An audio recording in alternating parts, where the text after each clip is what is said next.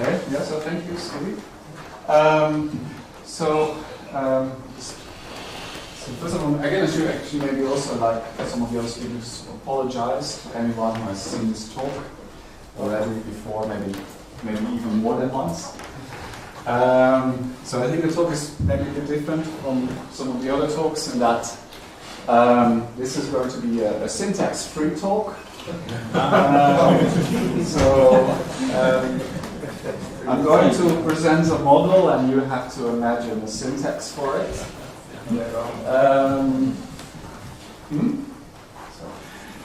So basically another sense in which this is a bit different is that I'm staying in relatively low age levels.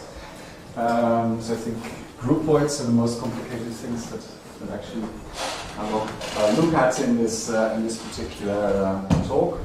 Of course, the idea is that eventually, maybe one day, there should actually exist a syntax for the kind of things that are presented, and also there should be an infinity analog of the kind of things that I'm talking about. But those things are not going to be in this talk. So it's maybe more like a suggestion of in which direction we should look.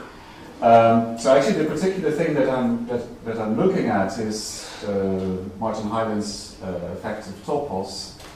And actually, I think one of the interesting things one could do with Homotopy Type Theory is go back to some classical, traditional notions in logic and category theory and try to see if with concepts from Homotopy Type Theory we can actually say something new and maybe give a new perspective on what happened there. So basically in that spirit one should take this talk. So the contents are going to be based on 3 papers. All of them are available from the archive, and the first one is actually joint work together with Ike Moerdijk.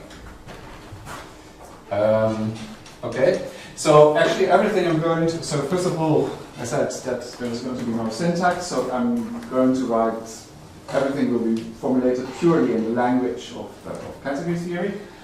And there's one particular approach that I like very much, and that uses what we've decided, Ike and I have decided to call path categories.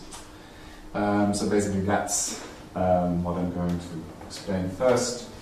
In some sense they are somewhat similar to,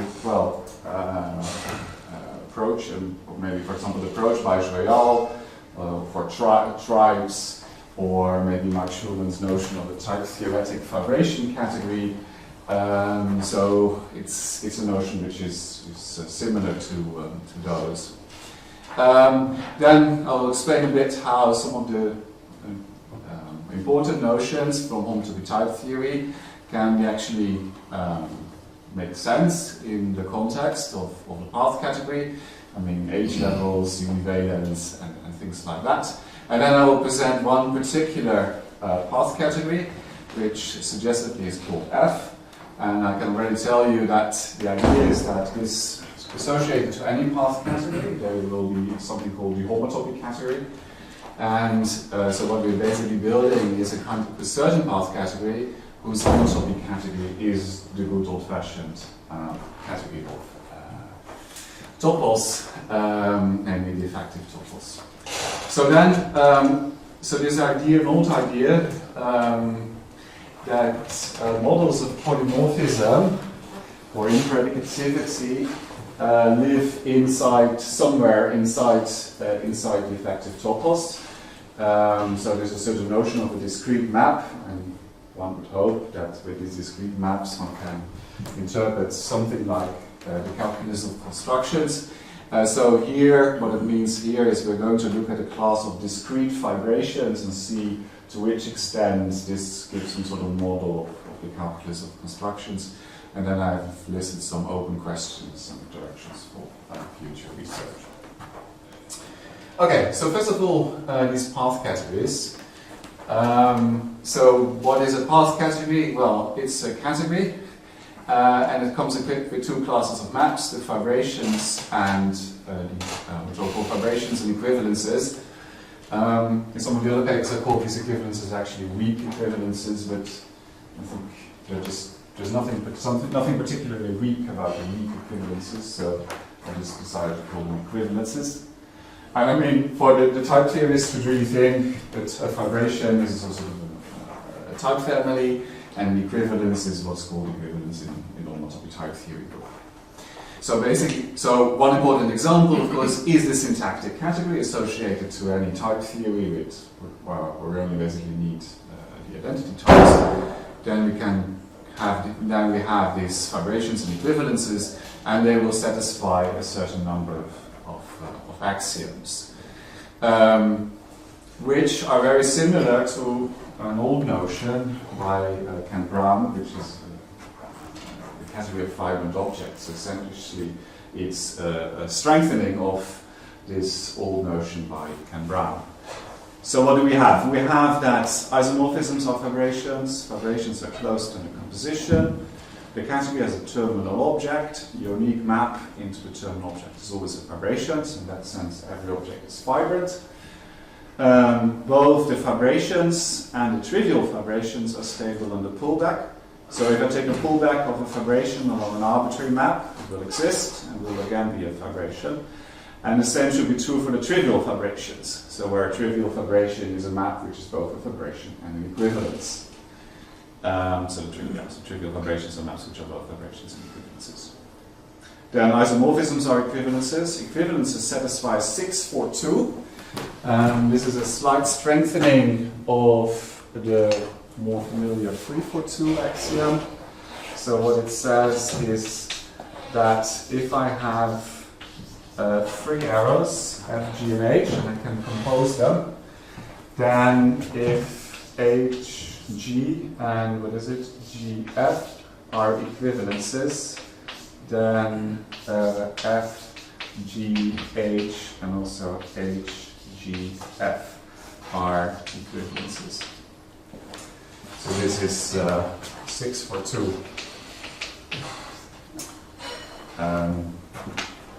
So I mean, it's easy to see that this implies the more familiar 342 axiom. I'll come back to this. Then we also require that every object should have at least one path object. So what does that mean? Well, I mean, it's easy to see that if the map into the terminal object is always a fibration, and fibrations are stable, I mean, pullbacks of fibrations always exist, then the category must have all finite products. So that means there is always a diagonal map from any object x into x times x. And what we say is that this map always has to factor as an equivalence followed by a fibration. So for any object x, let's say I have made a certain choice of a factorization of the diagonal, where this is an equivalence and this is a fibration.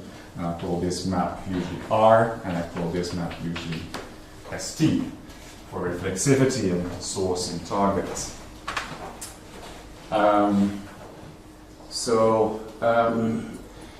And then crucially we add an axiom saying that trivial fibrations have sections. And I think if you compare it to Ken Brown's notion of the category of fibrant objects, it's actually this last axiom which is the main difference. Ken Brown says 342 instead of 642, but that's not such a big deal. I think the real big deal is in this last axiom saying that trivial fibrations have sections. Which in a sense says, if you think about it, that not just every object is fibrant, but also co-fibrant. Okay, so what kind of examples could one have in mind? One can take any model category in which, let's say, every object is co-fibrant. Let's say simplicial sets, they usually come all certain simplicial sets, and then restrict to the fibrant objects, so to the ground complexes, and that will satisfy all of the axioms. So that includes, well, topological spaces and group weights and so on and so forth. But also, I mean, if you take any of the cubical, I guess at least the BCH and CCHM version of cubical sets, and you look and you interpret this P of x maybe not as the identity type, but as the path type, which you get by exponentiating the interval, then also this satisfies all of these axioms that I've written down. And also the syntactic category associated to Martin Hyland type theory with just intentional identity types. So one remark about this last example is that, in fact, there's this issue about the computation rule for J. So even if we formulate a computation rule for J just as a propositional equality rather than as a definitional equality, it's still true that we can prove that the syntactic category is a path category in this sense. So that is not so, well, I find it not so easy to prove, but I think that's actually the case. And in fact, through a running theme throughout this entire talk is that actually the type theory that I'm sort of modeling could actually be a type theory in which there are no definitional equalities whatsoever. So I'm just basically imagining a type theory in which where there's only notion of equalities, notion of propositional equality. And of course this means that I will still want to have computation rules, but I will have these computation rules in propositional form, including the computation rule for the identity type. And I think actually a lot of homotopy type theory, maybe 90% of homotopy type theory, 95% of homotopy type theory actually makes sense in this context. Of course, it might be a bit painful to actually work with this type theory. So by computation rules, you mean what people usually consider the beta rules, like the beta for the conversion rules for lambda, the beta rules, the projections, the beta rules. Okay. Yeah. But not, for instance, congruence rules, which say that I don't have any congruence rules. You do. In your type theory, you have congruence rules that say that. Yeah, in traditional type theory, but I mean without definitional equalities, what kind of congruence rules? You have a type theory without definitional equality? Yes. Okay. I thought this was syntax free.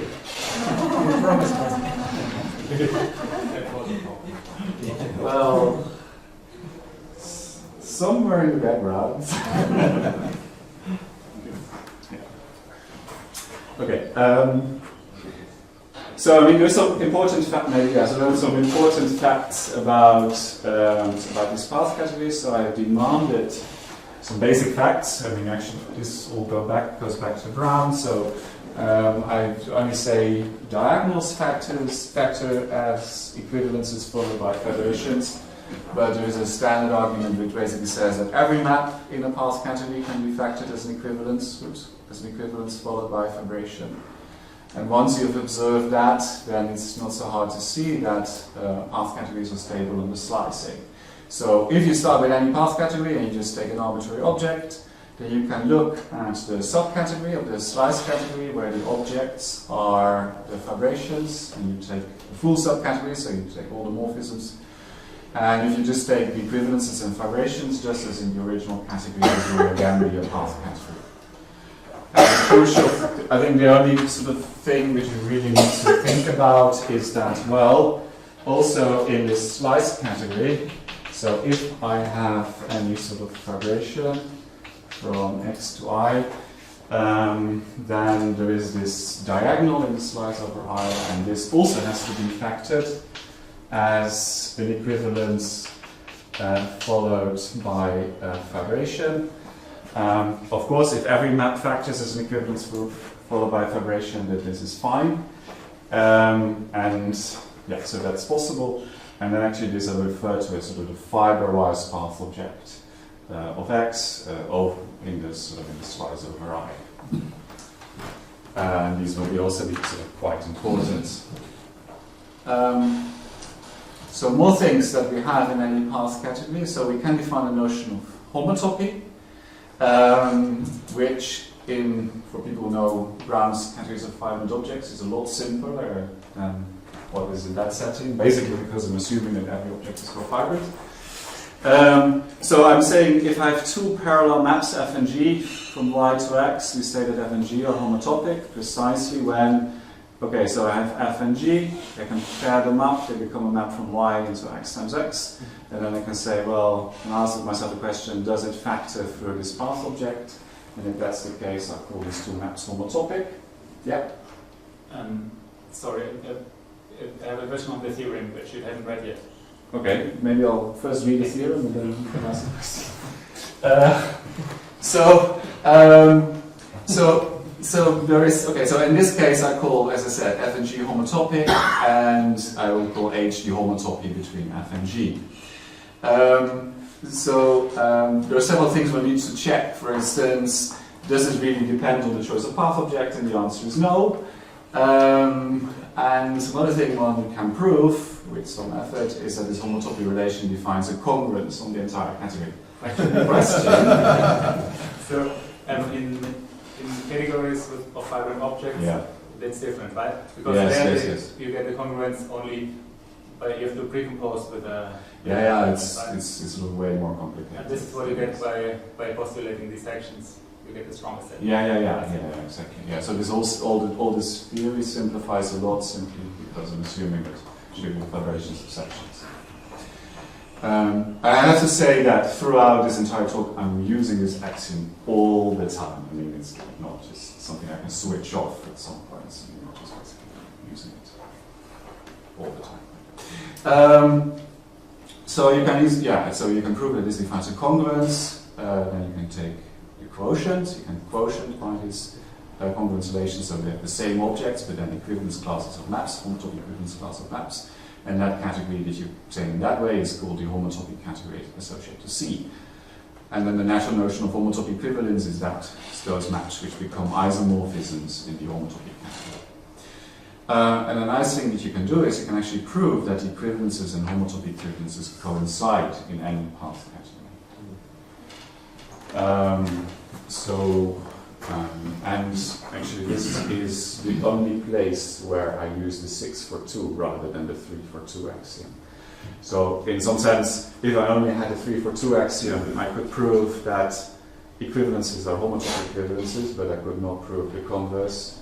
And in some sense, a statement that homotopy equivalences are equivalences and 6 for 2 are equivalent to each other over 3 for 2 for the equivalences. But this is, this is what happens in all the examples of interest. So, and in fact, if you only had 3 for 2, you could sort of redefine the equivalences to just be homotopy equivalences, and then you would have 6. There's also a path category between 6 for 2. So in some sense, the choice is just a bit. But I have also much generality. I can assume 6 for 2 rather than 3 for 2. Anyway. I'm just assuming, in my setting, equivalences and homotopy equivalences coincide. So another thing I can prove in a sense, in many path categories, for instance, that this object, P of x, you look at it as some sort of relation, or binary relation on x. Of course, it is reflexive, and it's given the reflexivity is essentially given by this R. You can even prove it is symmetric and transitive. You can prove it is a groupoid up to some higher homotopies. So up to some notion of fibralized homotopy, you can prove that this P of x gives x the structure of a groupoid. In fact, it should carry the structure of an infinity groupoid Actually, John Berg has a nice paper, a nice recent paper where he revisits the types are infinity groupoids theorem and reproves it for Grothendieck infinity groupoids, and actually that seems to work especially nicely. So that's quite nice. He doesn't really formulate it in terms of path categories, but the proof should also work for path categories. I'm absolutely convinced. Actually what did I mean by this notion of fibrewise homotopy? Well, if I have two maps, let's say I have a fibration from y to x, and I have two maps into y, which become equal upon postcomposing with this fibration p. Well, what I can do is I can then pair them up F and G, pair them up, and then look into the push out, so the product of y times y over x, and then I can wonder whether they actually factor through this sort of fiber-wise path object. And if that's the case, I will call F and G sort of fiber-wise homotopic. Sorry? Should be Z on the lower. Oh, this should be a Z. Oh my god. Yeah, this should be a Z. Yeah. And this should be a Z. Yeah. Okay. So I claim that different notions from homotopy type theory actually make sense in an arbitrary path category.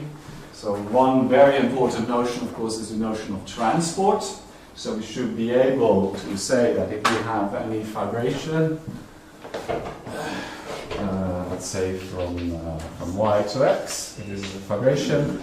So intuitively what we want to be able to do is that if we take any point, let's say y0 and y, and I have some, and y0 maps down by this fibration p to x0, and I have a path from x0 to some x1, I want to be able to find an element y1 which maps down by p to x1.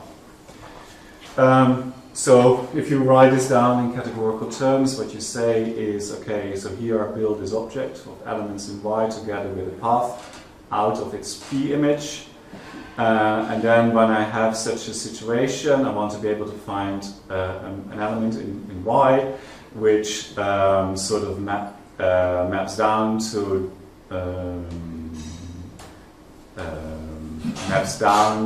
the target of this path. So that's basically the first condition. And what I will also require is that. What is T? Say again, sorry? T, the first equation. It's the target map. S and T always stand for source and target, as in this. Yeah, okay. And R is always this prefixivity map. So of course what I want is that transport of identity is identity, but I only want it not in definitional form, but of course in a propositional form. So that's basically what this says. So if I basically what it says is that if this path over here happens to be the identity path on x0, I don't expect to land back on y0 exactly, but I expect that I will land back on something in the same fiber, and which is connected by a path in that fiber to the y0 I started with. And that's basically what this equation says. So if I have any operation which satisfies these two equations, I call this a transport structure on P. Now you can prove every fibration has a transport structure, and also these transport structures are unique up to fiber-wise homotopy over X. So that's a nice thing because it basically says, I can just talk about the transport structure on a fibration because it's just unique up to fiber-wise homotopy. So, in a sense, if my notions I'm interested in are sort of completely determined up to fiber-wise, invariant on the fiber-wise homotopy, I don't have to worry about which transport structure I actually choose.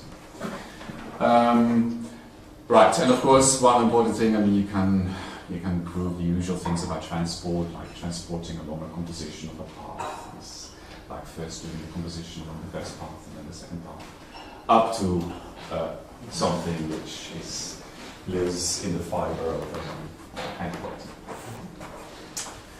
endpoint. Okay, and actually there's something I realized quite recently is actually univalence that it was also formulated purely in the language of path categories.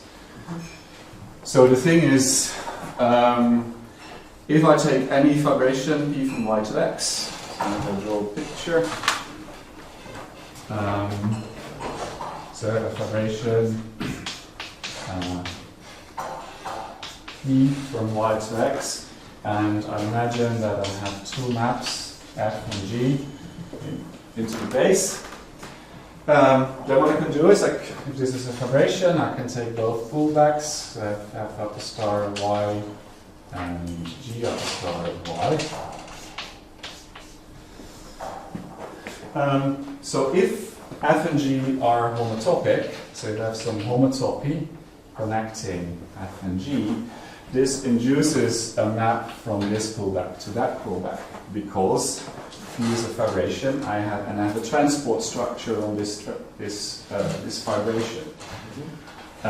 So if I start with some Z over here, I can look at F of Z, but F of Z is connected to, so if I have some Z and some Y, which map down to the same thing, but I have a path from F of Z to G of Z, so I can transport this Y to some Y prime, which lies over this G of Z, and that gives me an element in this pullback. And using standard properties of transport, one can show that this map over here is an equivalence. Because, well, for instance, homotopies can be reversed, so we also get a map in the other direction, and then I have to prove that these two things are each other's homotopy inverses. And then they're equivalents because homotopy equivalence and equivalence is the same thing. So one nice way, and I think this is sort of in a recent email, this was on the hot mail list, it was referred to as the, what was it? Capriotti Legata Orton Pitts observation or something like that. Anyway, it's not really my observation, but one way of sort of stating what univalence is that, okay, so an homotopy induces an equivalence, and this thing over here is univalent precisely when I can also go in the opposite direction. So if P will be univalent precisely when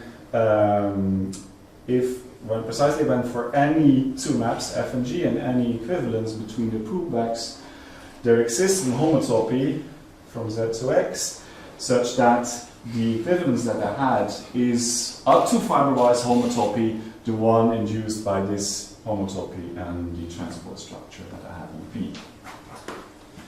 I mean, it's important to say, as far as I know, that it's not just that if these two things are homotopic, then, sorry, if this is an equivalence, then these two things are homotopic, but you say also to add that in fact these two things are then, this equivalence over here is up to fibrewise homotopy, the one induced by the homotopy and the transport structure. But I mean, so what I like about this is that I'm not assuming anything except for the axioms of a path category, and it still makes sense. Okay, H levels, another thing. So what I can do is I can, in any path category, define fibrations of n types, simply where I start counting at -2.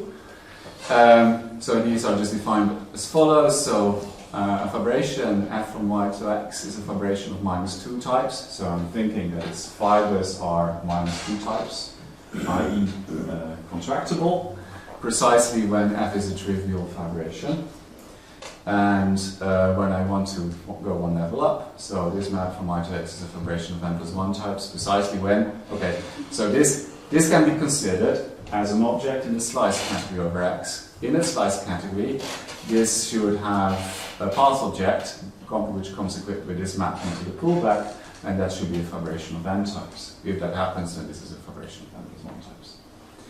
And then, so instead of -2 types, we usually say contractible, instead of -1 types propositions, 0 types of sets, and 1 types of group weights.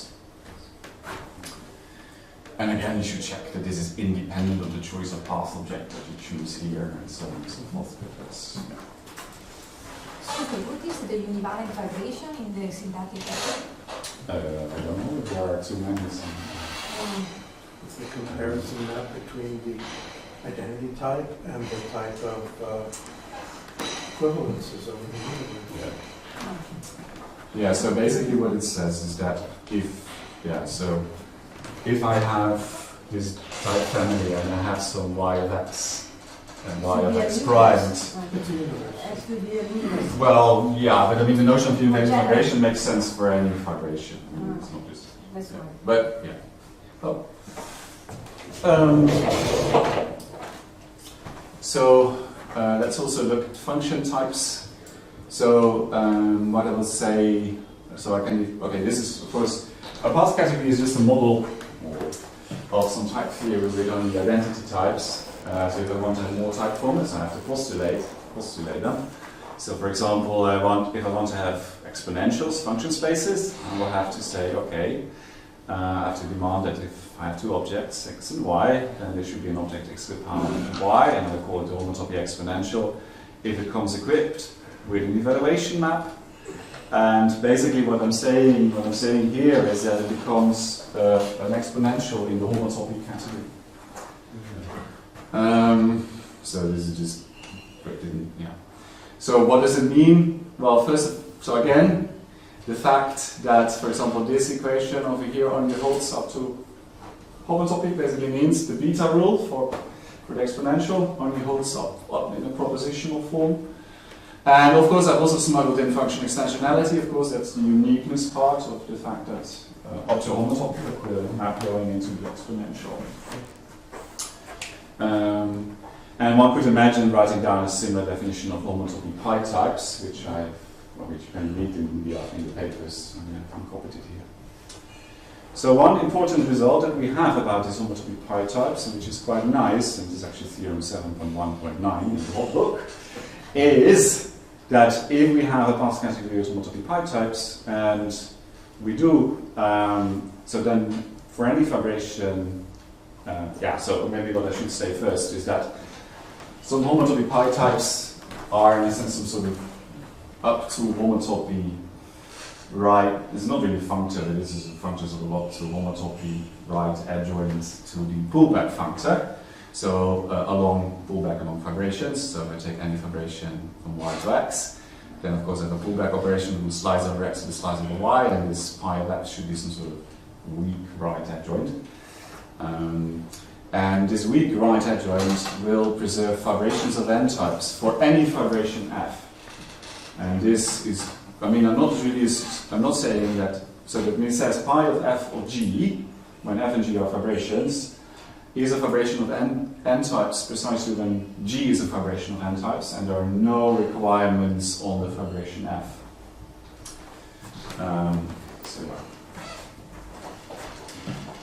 And this is proved by induction on n, essentially. Okay.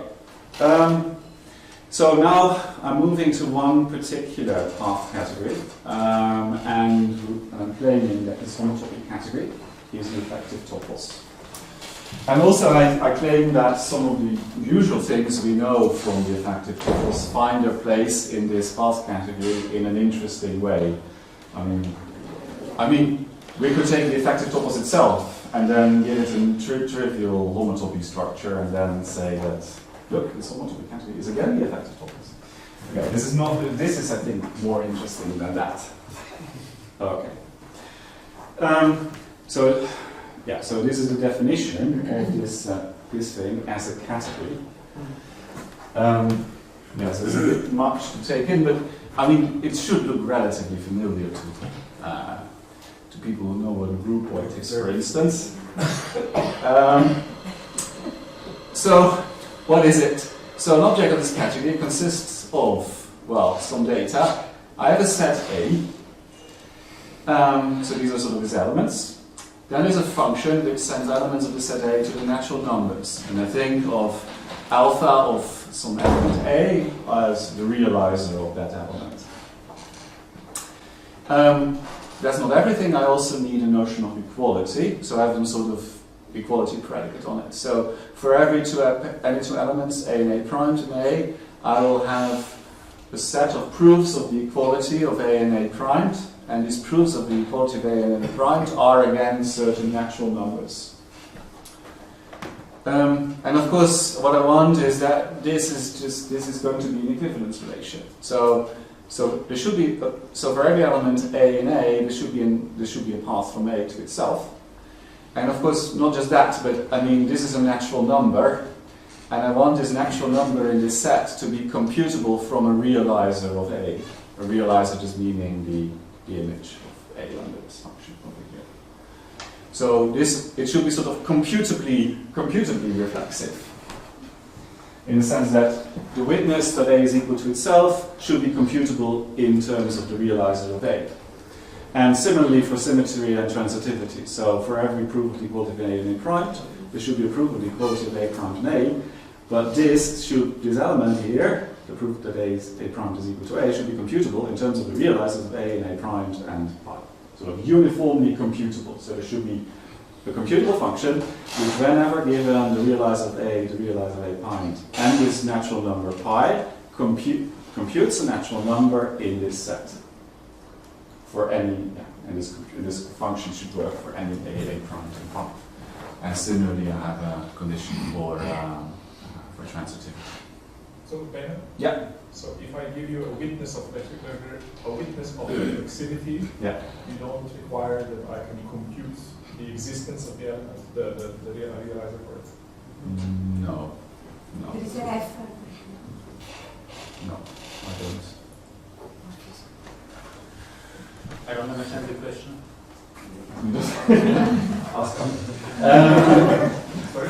What was the question? Well, If I give you a realizer that witnesses reflexivity of A, so something in point 4, can you go from 4 to 2? Because In some sense, the whole point is that we've gone. right? That's important, It's right? absolutely, Yeah. it's absolutely critical.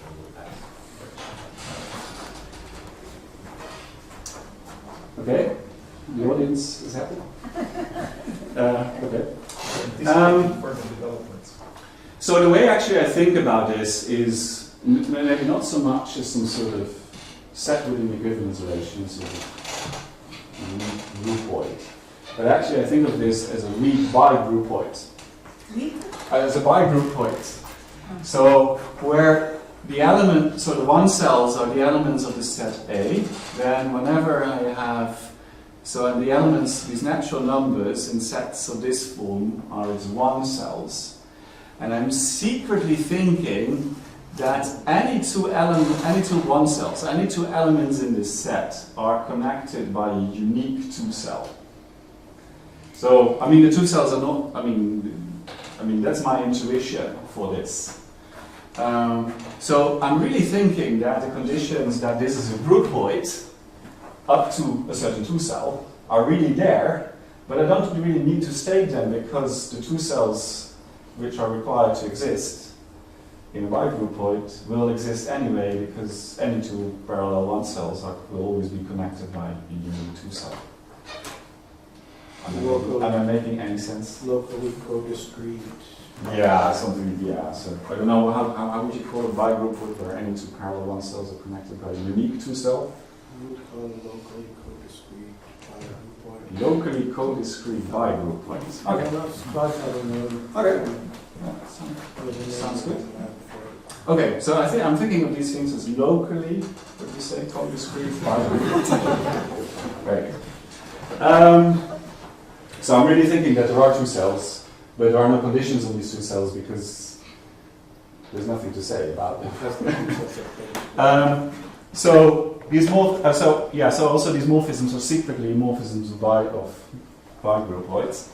So for every one cell, so any element in B, there should be an element in A, and of course it should be computably so I should be able to compute a realizer of f of B from a realizer of B.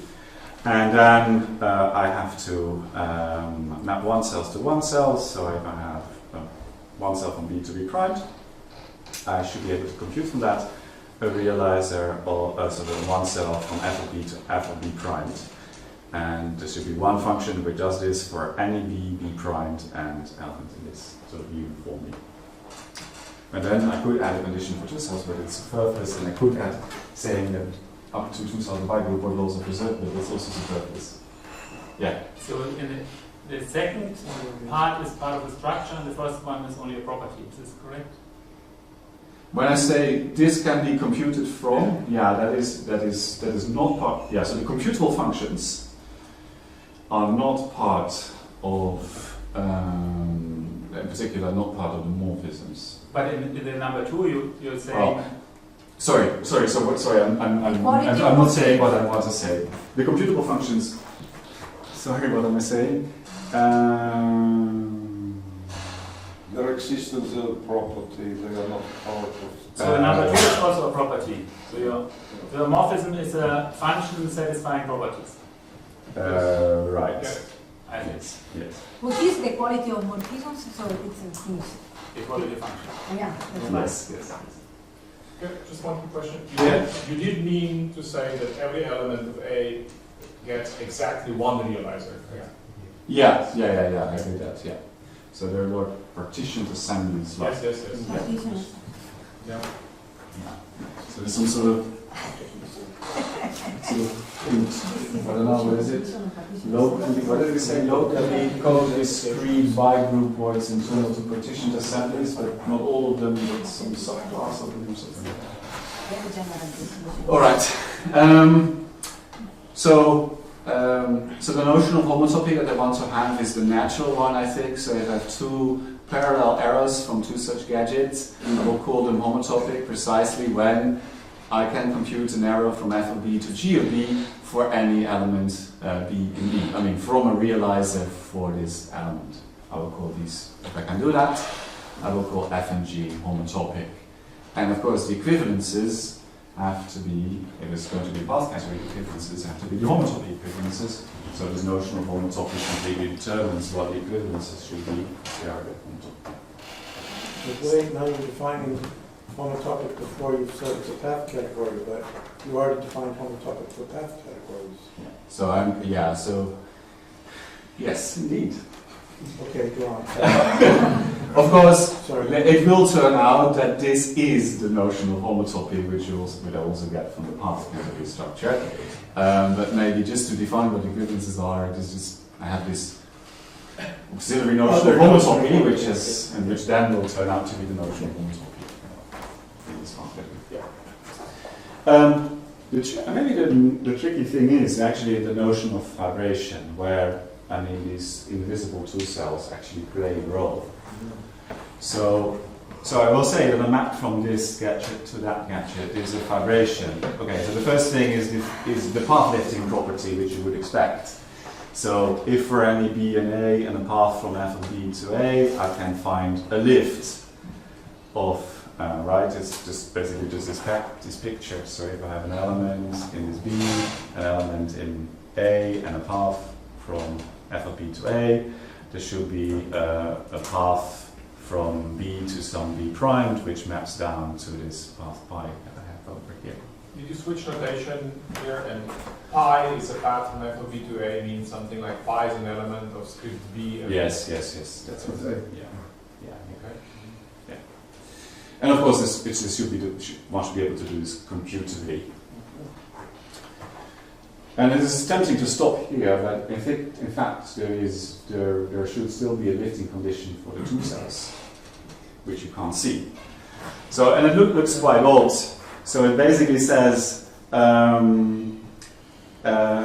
so suppose I have two elements, b and b primed in B, and I have a path from B to B primed, and I also have a path from f of B primed, f of B to f of B primed. And maybe you now want to say, and there's a two cell from f of rho to f of pi, but that always exists. Then you have to be able to lift this two cell. Then you have to be able to lift this row, and there has to be a two cell from the lift of this row back to the pi. Am I saying it's still correct? Indeed. So the last thing is again superfluous. Yeah. So I only say that there is this row primed in this which is property, and that's sufficient. And I don't have to say that, and actually there's also a two cell which back to this row. So it's a very funny condition because, in a sense, what is funny about it? Yeah, so if you look at what the conditions that this row primed has to satisfy, it doesn't mention this row. But you could take the same role. Yeah. I mean, it's your condition too. Because No. I mean, there is still a condition.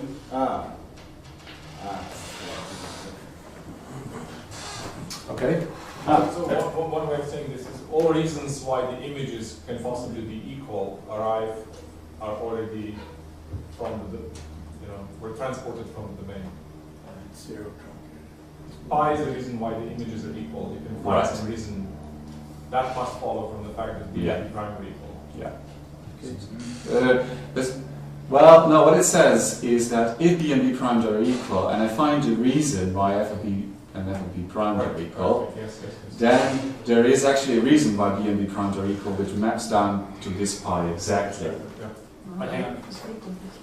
Did you say the f on the row on the I know rows? this was the most confusing condition. Yes. Good. I thought the f on the two cells is not part of the structure. No, it's not. This is a one cell.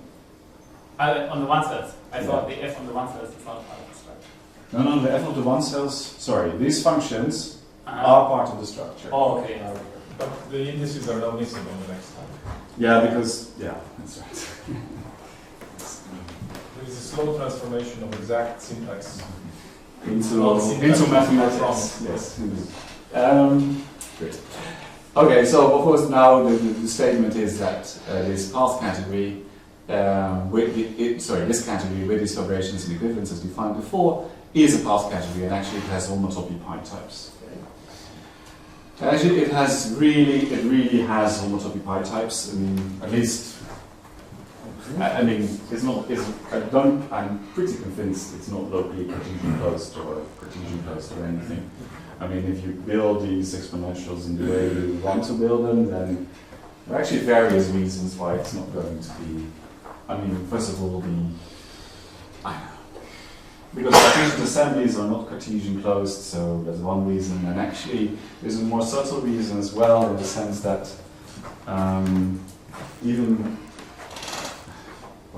I don't know, let's not go into this. As promised, the homotopy category of this thing is Hyland's effective topos. I should emphasize that it's very close to a construction that Pino Bossellini has in Berg, this title.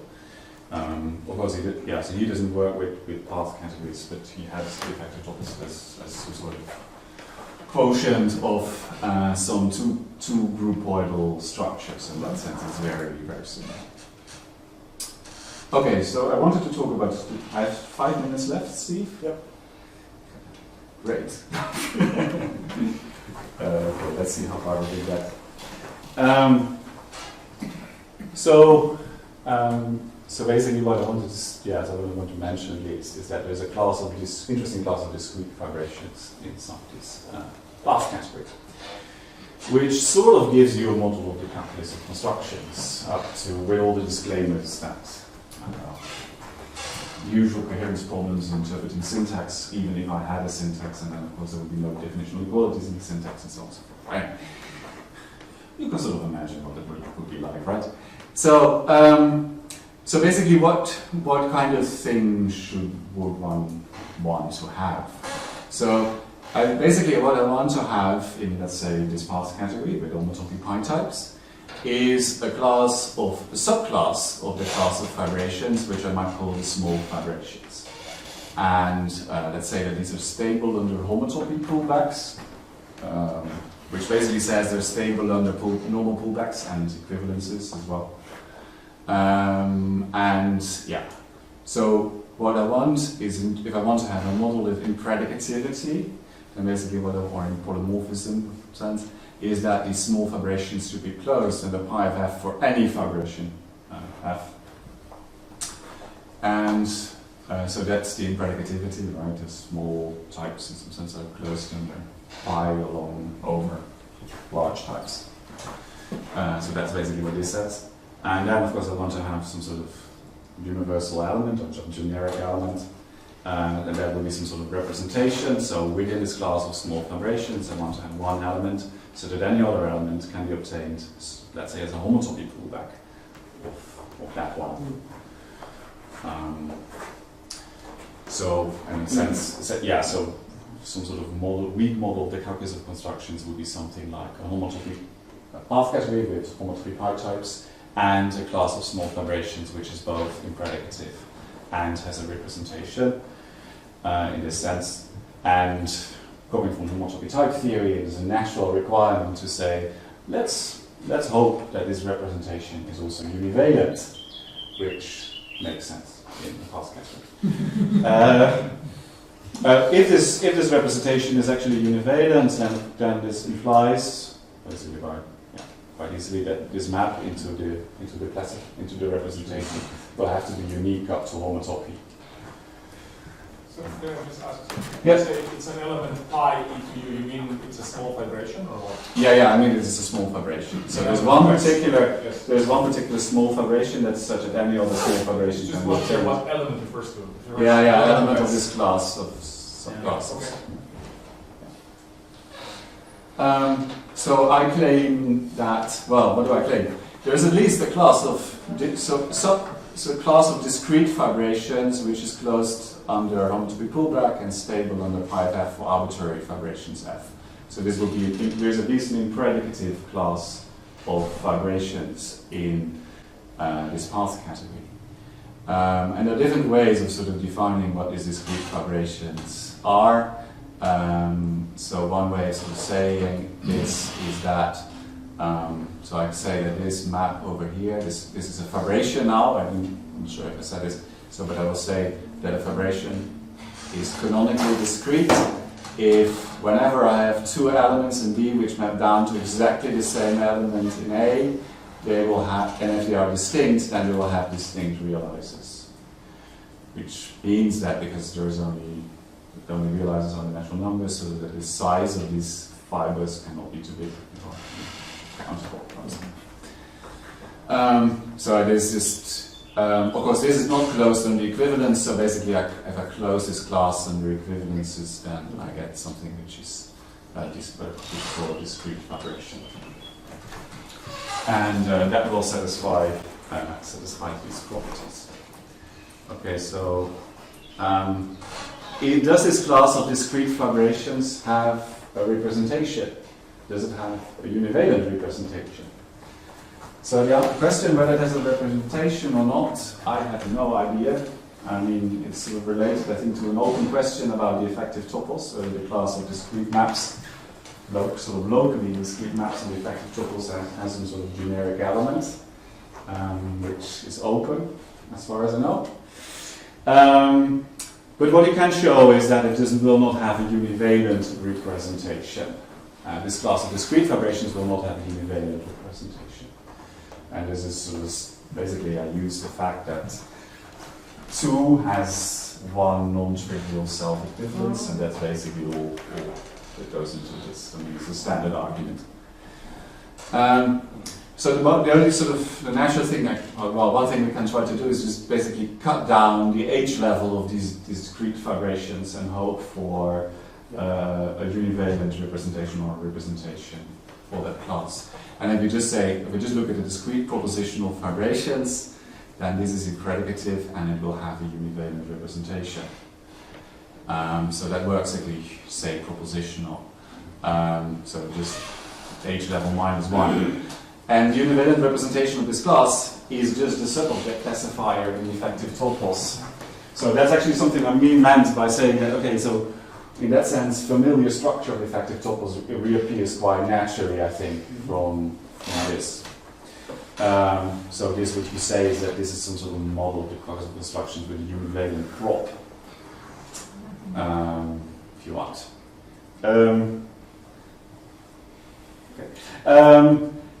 I think there's a lot of properties which you can show is that it will satisfy some propositional truncation.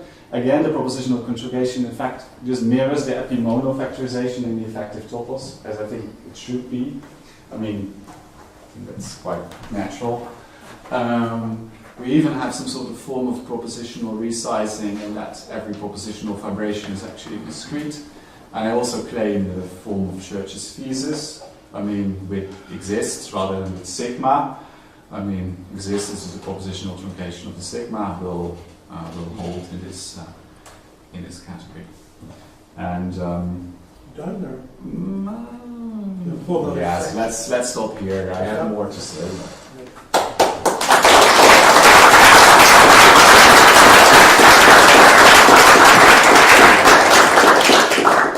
sure there must be some questions about this interesting work. Andre Bauer has a question, then Thomas, then Nicola. Then Minnie. So, can you relate this and say a little bit about how this relates to the construction of the topos as the exact completion of propositional canonically partitioned assemblies? Yes, indeed. I mean, that plays, that's very much in the background of this. So, I mean, the effective topos is the X-lex completion of the category of partitioned assemblies. And, yeah, so, yeah, what can I say? Can I say That's something? basically what's behind this in some sense, yeah? I would say it's shedding a new light, a homotopical light. Exactly, onto the thank you. construction. Yes. Yeah. Thomas is next. So I remember Benno gave a talk at the birthday party Yeah. for Peter and Martin some years ago, and then he was working with group points whose objects, whose collection objects for the partitioned assemblies, and this was Yes. more set enriched. So there was later founded back after some time. So when I understand it's still you're speaking about groupoids whose objects is a partitioned assembly, Yeah. but it is not modest set enriched, but it is subterminal enriched, because Yeah. the Hamsatz is not a per but a subset of the set of natural numbers. Yeah, so all of this, yeah, so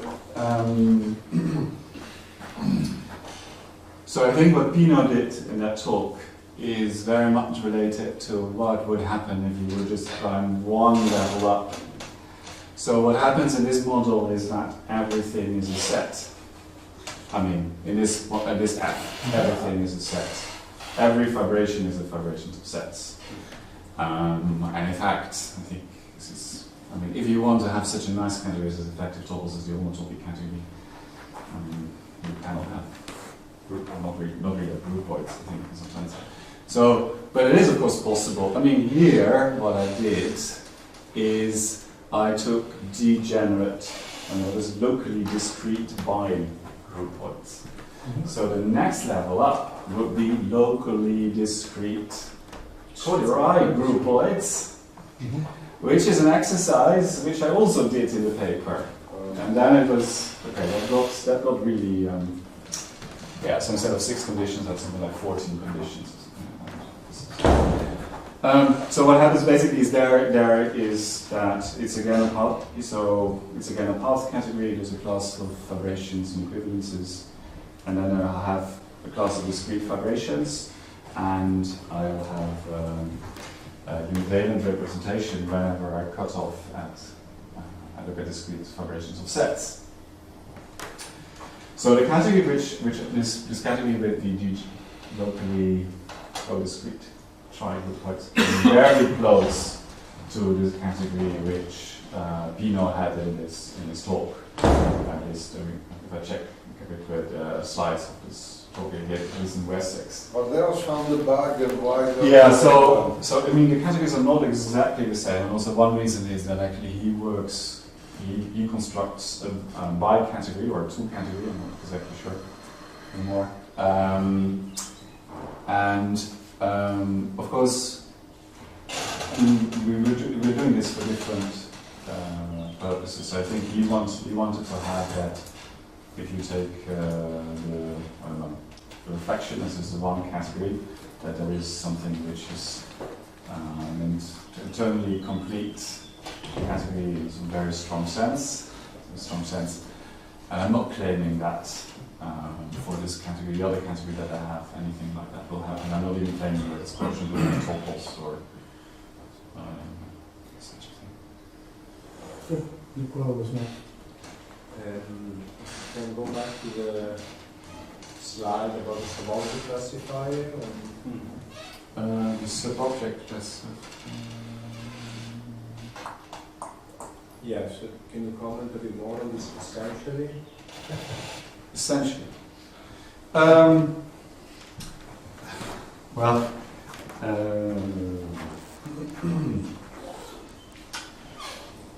Well, the objects, of course, are not exactly the same. What you have to construct is a certain map from E to U, and U will consist of, so what should it be? Subsets of the natural numbers, and one cell between two of these subsets of the natural numbers is just a pair of natural numbers. One is a computable function which goes from the one subset to the other subset, and the other natural number is a computable function which goes from the code for a computer function which goes the other direction. And that's basically, that set with that equivalence relation is just also the sub-object classifier in the effective topos. And of course, there's more here. You have to construct a fibration over this object. And that's basically the underlying set is just subsets of the natural numbers together with an element. But then the one cells are exactly the same, so you don't look at this element. Just,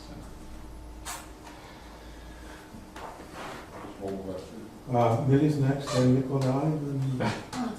Can you recover assemblies within this double negation?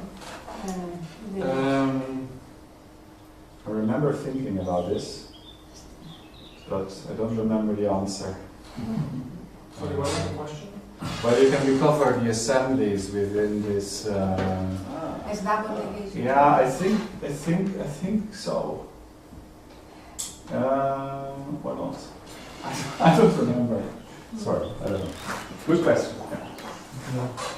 So if you have a type theory without any definitional equalities, like you're saying, is it really a path category? Because at least the categorical equalities need to come from somewhere. Well, I still have associativity of composition and so on. It comes from sets. It comes from, well, equality of one syntactic expression. I mean, there's still just syntactic equality. You have just one string and you can compare it to another string. Some of these strings of symbols are equal to other strings of symbols. I mean, isn't the thing to say that it just comes from the associativity of substitute, syntactic substitute? Yeah. Okay, for the fact that it's a category, sort of without. Yes. You do implicit substitution recursively. Yes, actually, I've been thinking a bit about that. But let's say I do that. Yeah. Then it's a category first. Right. Yeah. So, yeah, I should ask some questions to you, I think. I have also a question. Okay, Thomas had a very brief one, but he already had one, so we'll let Thorsten go first. And then... Maybe it's a stupid question, but... Well, no, then John. Oh,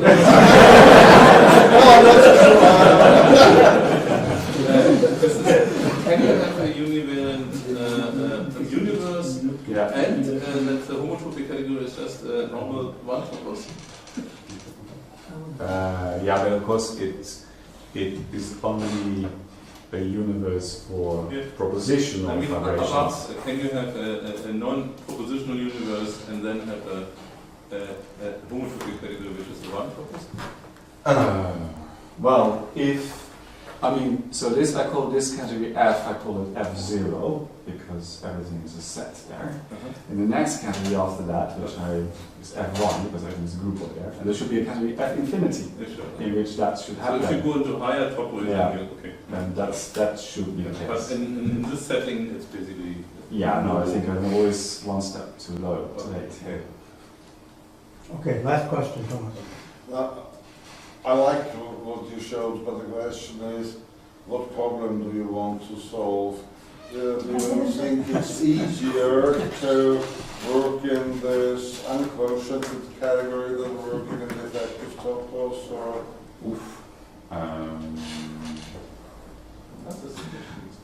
Well, I mean, actually, maybe one motivation was also to maybe one day I'll write down a syntax for a type theory without definition of equalities. But then I first wanted to have a model, an interesting model. And this was one motivation, maybe. I mean, yeah. Maybe we should discuss this over here. Yeah, that's enough motivation. Let's thank the speaker.